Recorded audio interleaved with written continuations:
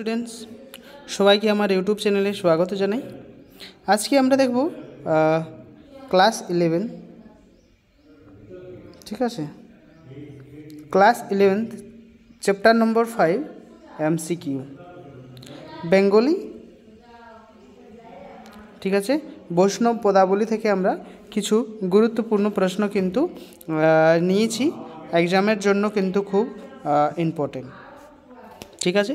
চ্যানেলে যারা নতুন এসেছে অবশ্যই চ্যানেলটিকে সাবস্ক্রাইব করে দিবেন, তাহলে কি হবে, নতুন নতুন যে ভিডিও আপলোড হবে তার নোটিফিকেশন কিন্তু পৌঁছে যাবে, ঠিক আছে।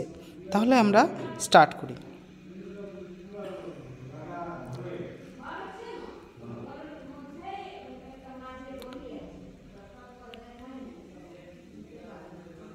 ফার্স্ট কোশ্চেন রয়েছে, বৈষ্ণব পদাবলীর গদ্যাংশ লেখক কে ছিল, ঠিক আছে।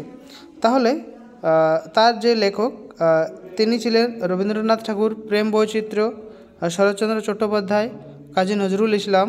তাহলে তার সঠিক উত্তর হয়ে যাবে প্রেম বৈচিত্র্য, ঠিক আছে।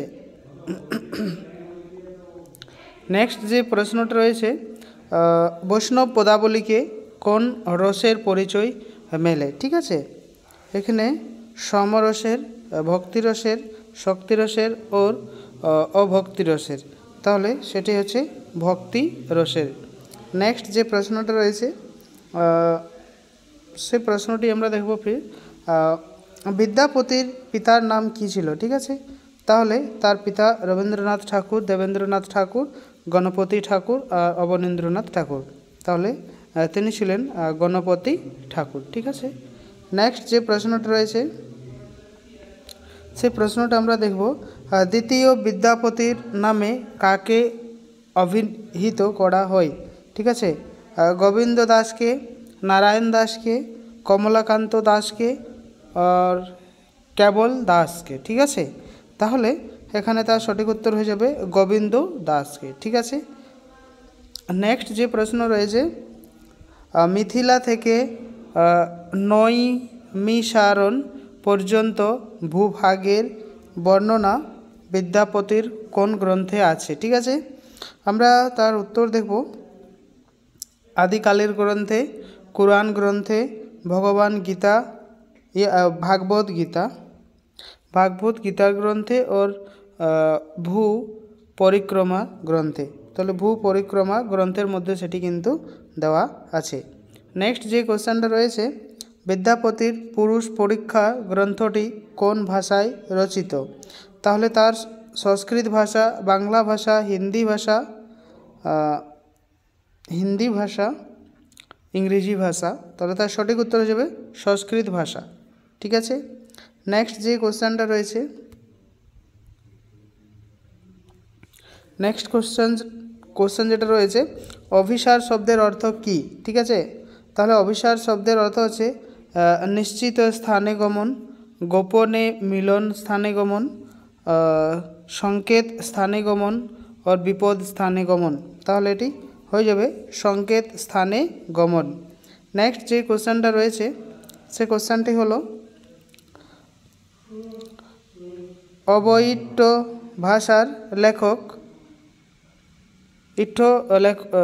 ভাষার লেখা বিদ্যাপতি দুই গ্রন্থের নাম লেখো, ঠিক আছে। গীতা ও সীতা, কীর্তিলতা ও কৃতি পতাকা, প্রিয়া ও রিয়া, রীনা ও মিনা।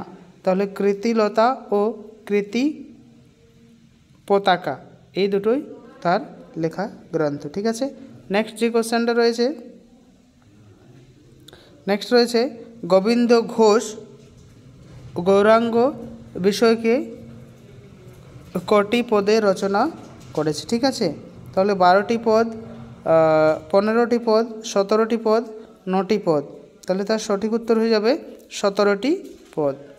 নেক্সট যে প্রশ্নটা রয়েছে সেটি একবার আমরা দেখব, পাশ্চাত্য বৎসরের পদাবলী গ্রন্থগুলির রচয়িতা কে, ঠিক আছে। শরৎচন্দ্র চট্টোপাধ্যায়, কাজী নজরুল ইসলাম, প্রথম চৌধুরী ও ডক্টর বিমান বিহারী মজুমদার। তাহলে তার সঠিক উত্তর হয়ে যাবে বিমান বিহারী মজুমদার, ঠিক আছে। নেক্সট যে কোশ্চেনটা রয়েছে, বিদ্যাপতির